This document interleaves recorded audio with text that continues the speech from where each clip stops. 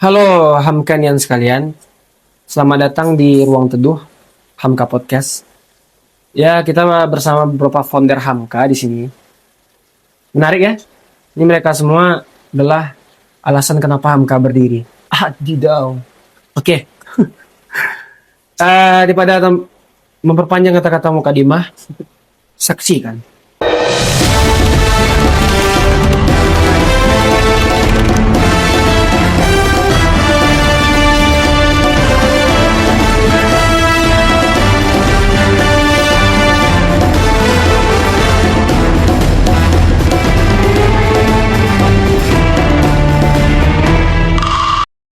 Beberapa hari yang lalu atau beberapa minggu yang lalu kita disibukkan dengan konflik antara instansi pendidikan dan perusahaan komersial gitu.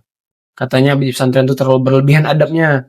Bang, itu terlalu berlebihan, itu menyebabkan kemunduran bla bla bla bla bla. Nah, mungkin kita mungkin minta pendapat beberapa founder Hamka.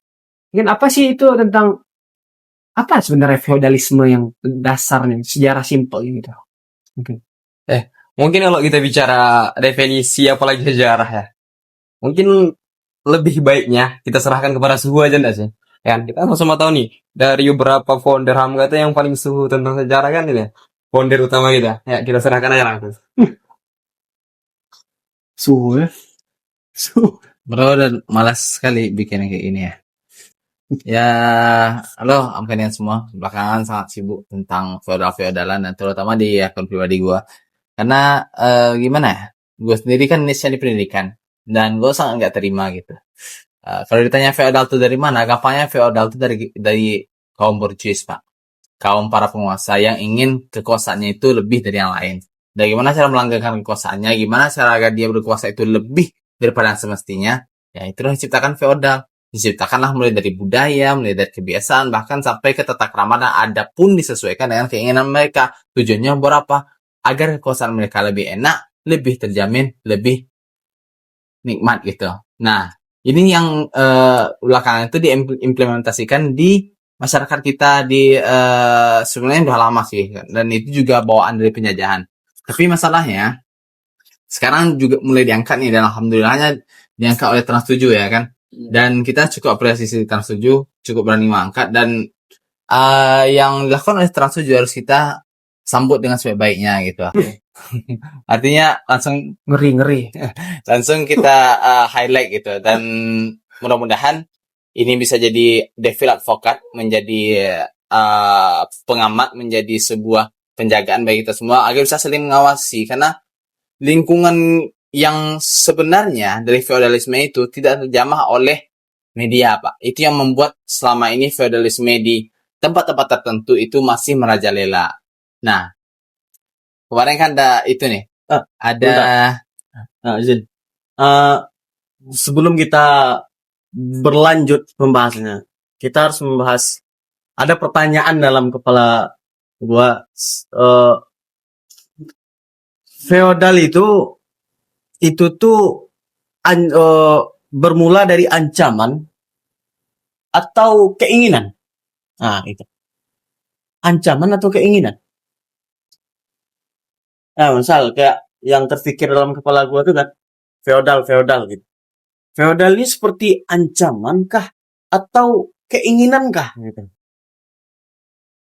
yang namanya feodal ya. Ya. Sebenarnya bukan dari zaman borjuisan lagi sih. Udah dari zaman-zamannya para nabi gitu. Kenapa gitu, Pak? Kita mohon maaf ya, ini bukan maksud menyinggung kepercayaan tertentu. Kita mau nanya para dewa, Pak. Dan para dewa di zaman-zaman dahulu itu diakui oleh sang raja. Biar apa? Biar raja bisa mengatakan ini perintah dari dewa. Dan karena yang paling dekat dengan dewa itu adalah raja, maka raja itu dikatakan manusia setengah dewa. Dan keturunan-keturunannya memiliki privilege untuk menjadi darah keturunan setengah dewa, padahal mereka tidak memiliki kompetensi seperti ayahnya. Menurut gua itu sih. Tapi kalau sejarah, sebenarnya kita harus tanya pada yang lebih ahli gitu. Ahli hadis ya, anak ahli hadis. Antum Hadis tasawuf.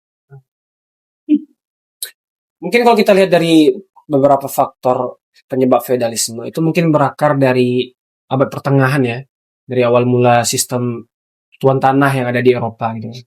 Jadi memang kerajaan-kerajaan monarki yang ada di Eropa itu mungkin mereka tuh tidak bisa langsung turun ke lapangan, para bangsawan. Mereka butuh tuan tanah, dan di mana tuan tanah tersebut punya budak. Yang mana waktu itu sistem perbudakan sangat merajalela. Kayak Vinicius Junior, Rodrigo itu mereka keturunan budak, teman-teman. Budak Afrika yang dibawa ke Brazil. Dan syukurnya di pemain Real Madrid ya. Nah, jadi perbudakan itulah yang berakar yang menyebabkan feodalisme terjadi. Nah, sebenarnya itu berawal dari keterpaksaan sebenarnya. Mereka dipaksa gitu kan. Iya. Bukan mereka keinginan mereka sendiri.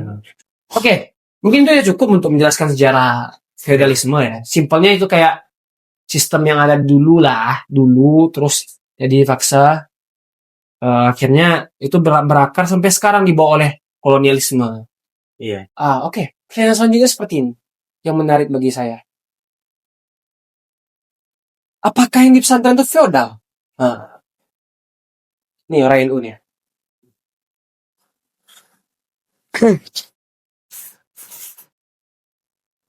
Pertanyaannya menarik sih ya. Apakah di pesantren itu feodal gitu? Tapi menurut gua sih ya, menurut gua nih, dalam pandangan gua, kebetulan selama gua pendidikan dari TK sampai SMA itu enggak di pesantren ya. Tapi kalau pelajaran-pelajaran yang di sekolah kami itu semua diadopsi dari pesantren. Kami hanya tidak mondok saja gitu. Jadi gua di pendidikan Nahdlatul Ulama, gua akui, gua orang NU, dan sekarang orang banyak menyerang NU gitu. Menyanding-nyandingkan feodal ini dengan NU. Data Ya, kenapa? Jadi kalau dari pertanyaan saudara Aidil tadi, saudara moderator itu, apakah di pesantren itu feodal? Kalau menurut gua itu tidak feodal. Pakai H ya, gua ya. Kalau menurut gua sih yang di pesantren itu gak feodal gitu. Oke. Itu lebih ke adab. Cuman ya itu tadi gulu. Kalau dalam bahasa Arabnya berlebih-lebihan, melebih-lebihkan hormat kepada seseorang, dan itu mungkin tidak baik dalam agama kita gitu. Itu gimana menurut bro? menurut pandangan saudara Fajri dari versi NU gitu. Bukan dari versi NU, Iya. tapi dari analisa gua gitu. Iya. Gua membaca dari sejarah tadi. Iya. Tadi kita sudah sepakat bahwasanya feodal itu Iya. diawali oleh keterpaksaan, bukan atas kemauan. Sepakat nggak itu? Oke. Ya, sepakat. Sementara yang kita ketahui, yang ada di dunia pendidikan itu, yang ada di pesantren-pesantren itu, mereka tidak dipaksa. Walaupun ada sebagian oknum-oknum yang melakukan hal seperti itu. Tapi itu tidak bisa kita jadikan sebagai dalil untuk menghukumi semua pesantren NU seperti itu. Nah, itu sih dari poin yang dari gua. Kalau kita udah sepakat dari awal tadi bahwasanya feodal itu diawali oleh keterpaksaan, bukan atas kemauan, mungkin itu sudah cukup menjawab bahwasanya di pesantren itu berarti bukan feodal. Itu sih dari gua. Kalau menurut lu gimana, teman? Gue sendiri nggak setuju ya. Terutama yang di highlight oleh Trans 7 gitu. Karena kalau kita bilang ditanya dari keterpaksaan atau keinginan, oke, kita bisa ngambil kata keterpaksaan. Tapi masalahnya Pak, yang dipaksa itu bukan yang sekarang. Yang dipaksa itu jauh sebelum yang sekarang ini gitu. Karena itu sudah berakar di masyarakat kita, sudah berakar di dalam pesantren itu sendiri. Dan ini tanda kutip di konten yang di-highlight oleh Trans 7, gue dengan tegas menyatakan itu feodal, Pak. Karena sangat tidak etis rasanya bagi gue memperlakukan manusia lain itu tidak setara dalam kategori manusia dengan kita, sekalipun dia adalah murid kita. Karena memang kalau ditanya enak feodalnya itu enak, dan gue pernah melakukannya gitu. Karena ini bukan berasal dari korban, gue berasal dari pelaku sendiri. Gue melakukan manipulasi peraturan di TPA gue sendiri untuk melaksanakan feodalisme tersebut. Nah, karena itu gue nggak ingin yang lainnya juga melakukan hal yang sama. Betul. Tapi ya kembali lagi kan, dengan bukti yang satu tidak bisa kita jadikan sebagai dalil untuk menghukumi semuanya kan gitu ya. Mungkin yang lu maksud tadi itu kan oknum-oknum yang kelihatan yang di-hype sama Trans 7. Sebenarnya gue sih gak expect juga ya sama Trans 7 ini kok bisa gitu mengangkat isu seperti itu. Mereka itu media besar ya, media nasional gitu. Sebenarnya orang tuh udah menyalahi etika gitu, dalam penyiaran gitu. Yang Kalau dalam punya pandangan etika gua, emang. mereka itu iya memojokkan kelompok Dan kelompok. sayangnya Trans 7 ketika itu dia meng-highlight satu instansi. Iya. Apa? Lirboyo, Pondok Pesantren Lirboyo. Mereka tidak mendiskreditkan atau tidak memberikan disclaimer bahwasannya ini oknum gitu. Dia langsung menembak Unip Pondok Pesantren Iya, ini betul. gitu loh. Mungkin itu yang menjadi Kalau jadi konflik yang kepanjangan. kan kalau kita lihat kemarin konten yang di Trans 7 itu hampir gak ada kalimat oknum di sana. Coba bayangkan, setiap media mengangkat isu keburukan kepolisian, pasti orang tuh menggunakan kata oknum di sana supaya yang lain selamat gitu. Sementara yang pas di Trans 7 itu apa yang dilakukan mereka? Menyamaratakan semua. Ya kan? Itu sih Oke, yang gua tanya satu dulu lah. Ada nggak dari di Islam yang mengajarkan seperti itu? betul tidak ada. Tapi orang mereka itu media nasional. Ya. Orang-orang awam bisa jadi menjadikan itu sebagai hujah bagi mereka untuk menghakimi pesantren gitu. Oh, ternyata Ustadz tuh kayak gini ya gitu ya. Pertanyaan itu ada nggak dari Islam kayak gitu? Yang dari Islam ada Nanti yang nggak pertanyaannya? Ada nggak sumbernya dari Islam seperti itu? Yang seperti ya gimana nih maksudnya? Seperti yang di pesantren tuh? Seperti apa yang dipraktekkan di pesantren-pesantren yang disorot Trans 7, apakah agama pernah mengajarkan hal seperti itu? Mungkin ada sebagian yang sudah sangat berlebihan dan saking berlebihannya dia sudah menyimpang gitu dari ajaran yang sebenarnya gitu. Seperti ada kemarin itu sekilas cuplikan video tentang seorang ustadz yang melempar jeruk. Bahkan bukan dilempar, bro. Ditendang gitu. Dan ini sangat penghinaan. ini udah klarifikasi. Ya. Dia udah klarifikasi. Betul. Dan itulah yang harus kita salahkan gitu. Oknum-oknum seperti inilah yang harus kita salahkan. Harusnya ini seperti ini tuh ditembak gitu. Bukan dipukul rata. Meninggal ya tembak. Tembak dalam. Maksudnya ke dalam hati dia supaya dia sadar gitu. Itu lah guys nih satu nih.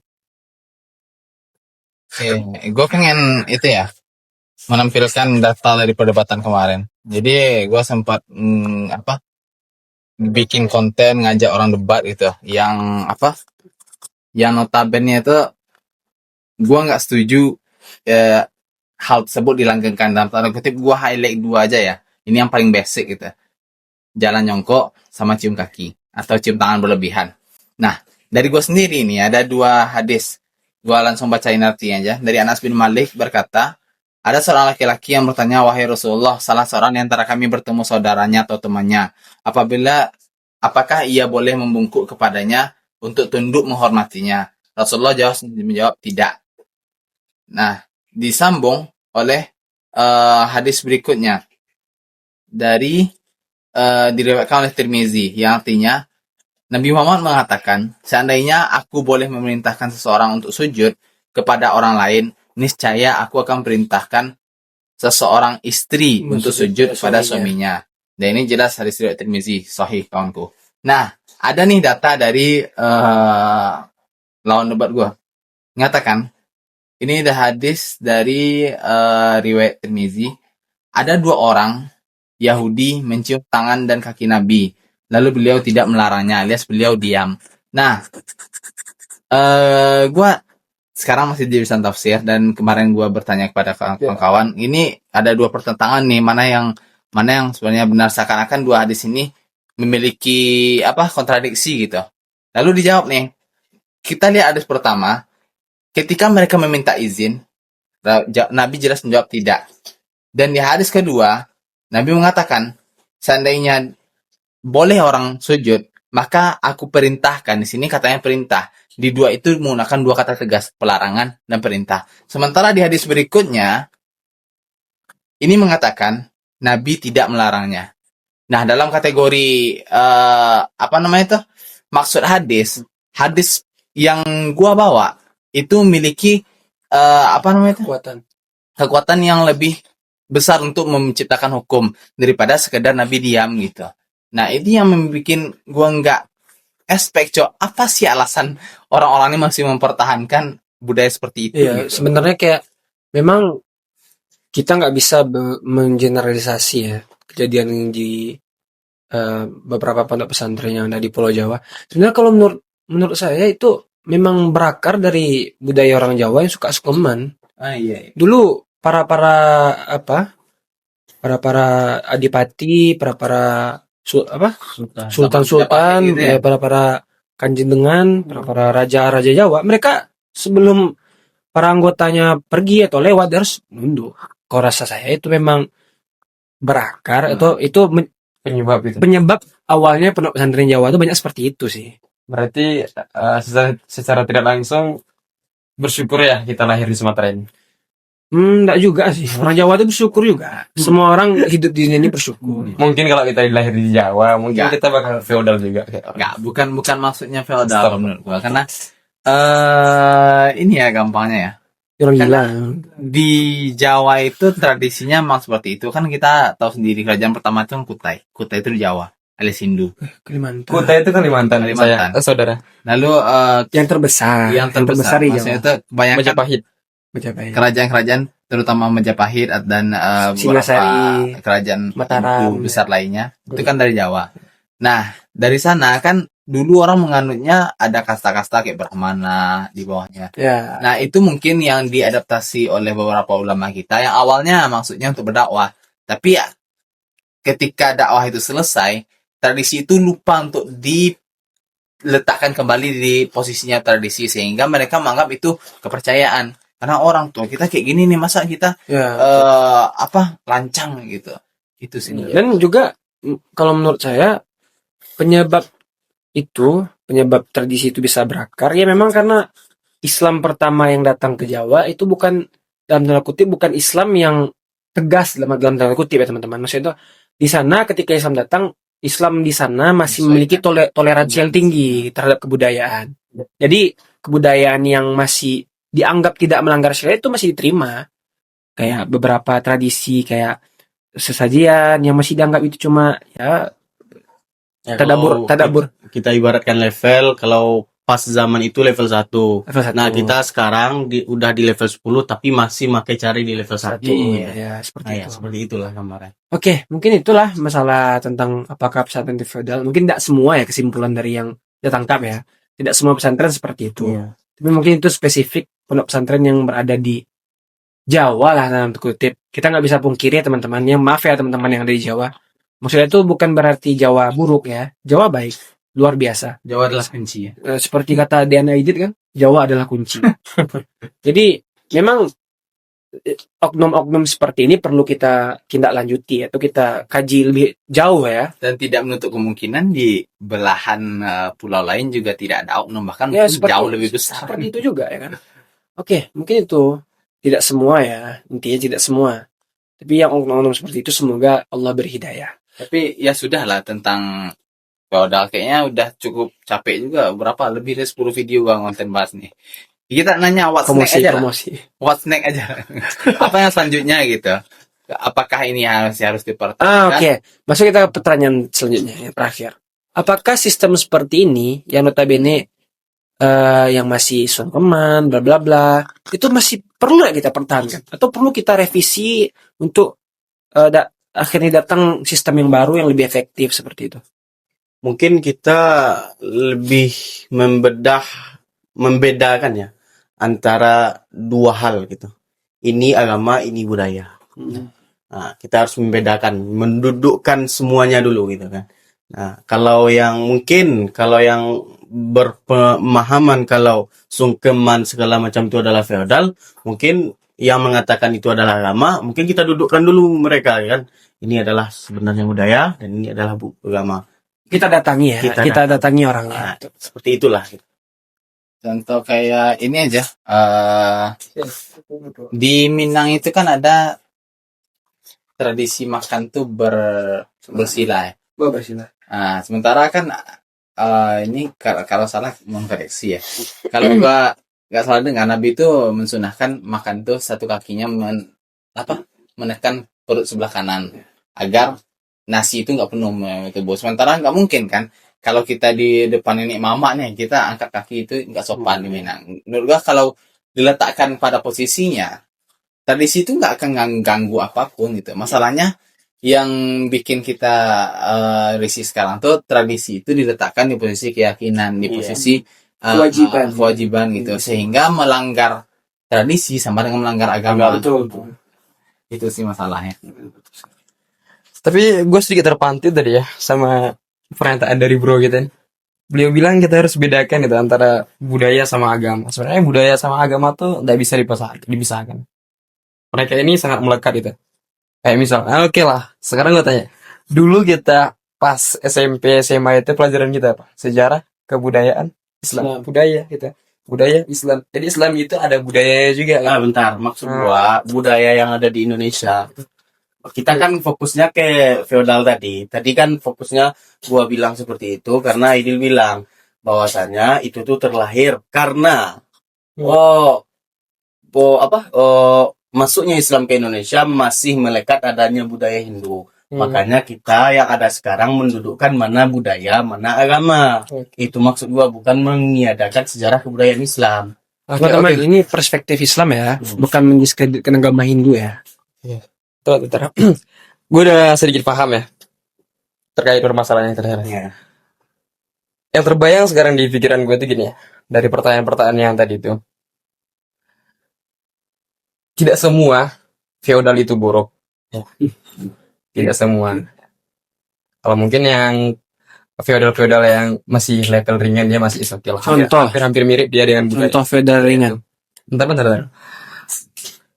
Terkait budaya dengan agama tadi ya. Kita sama-sama sepakat bahwasanya dalam Islam itu ada sumber hukum yang namanya uruf ya. Uruf yaitu adat istiadat budaya. Selagi budaya itu tidak bertentangan dengan syariat, maka itu boleh-boleh saja dilakukan dan itu boleh dijadikan sebagai hujah ataupun dalil, sumber dalil kita. Nah, kita tarik pada permasalahan kita. Coba sekarang kita beda pesantren dulu itu. Yang betul, dari pertanyaan yang terakhir itu apakah ini masih efektif atau efisien untuk diterapkan masih patut nggak? masih patut atau relevan yang untuk digunakan sekarang ini? Mungkin masih sebagian masih ada, tapi sebagian yang lain harus perlu kita kaji ulang, mungkin bisa untuk ditinggalkan gitu. Seperti mungkin terlalu berlebihan dalam menghormati dan memuliakan guru terlalu berlebihan ya maksudnya nih, kayak misal jalan jongkok menghadap guru. Kalau itu menurut gua sih udah terlalu berlebihan dan ini harus perlu gitu dihilangkan supaya memperbaiki pola pikir kita para kawan-kawan kita yang di santri gitu. Bukan berarti kita mendiskreditkan pikiran orang tuh ya, enggak. Orang tuh kan banyak juga yang pikirannya bagus-bagus gitu. Kemudian kalau kita melihat budaya-budaya yang dianggap feodal di pesantren itu, sebenarnya ada sebagian itu yang sebenarnya dia bukan feodal, tapi lebih ke adab gitu. Misal sungkem ke guru, itu kan adab ya.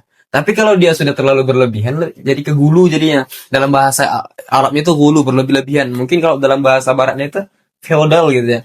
Misal sampai mencium kaki itu sebenarnya boleh. Pernah nggak ada dengar anjuran mencium kaki ibu? Ya kan? Boleh. Hadis doif. Ada. Hadis doif. Hadis doif itu boleh.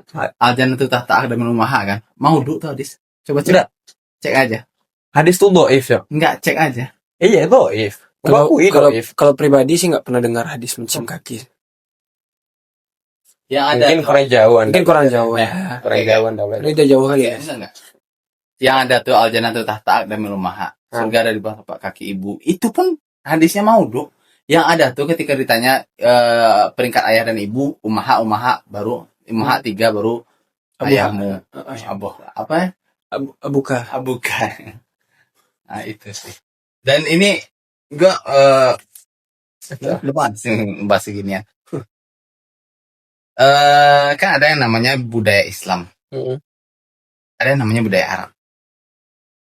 Ada yang namanya budaya Jawa. Ada yang namanya budaya Minangkabau.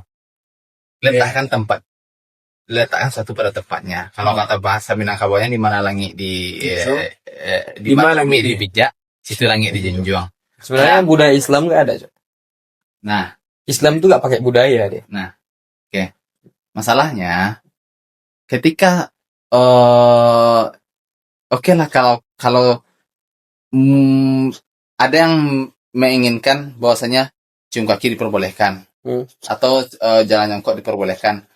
Masalahnya ketika itu dilakukan itu bukan di kadar boleh. Sebagai contoh, ada seorang murid nih, kita adalah videonya sangat bersebaran di media sosial, yang lupa nyalam gurunya atau nyalamnya sekedar salam doang harus pergi, nggak salam bolak-balik ataupun jalan jongkok, ditampar. Cok. Ada yang kurang hormat sama gurunya. Contoh, orang jalan jongkok dia berdiri sendiri, dipukul sampai bernanah kakinya. Yang gue maksud kayak gitu, itu yang bikin rusak gitu sewenang-wenangan. Ketika budaya itu diletakkan di posisi keyakinan, dia posisi agama, dan melanggar budaya itu sama dengan melanggar agama, dan itu dipakai otoritasnya untuk alat menyenangkan dirinya sendiri gitu. Itu yang bikin masalah. Jadi sebenarnya benar juga teman-teman. Hulu memang dilarang dalam Islam. Bagi teman-teman yang belajar agama mungkin tahu tuh arti hulu, berlebihan.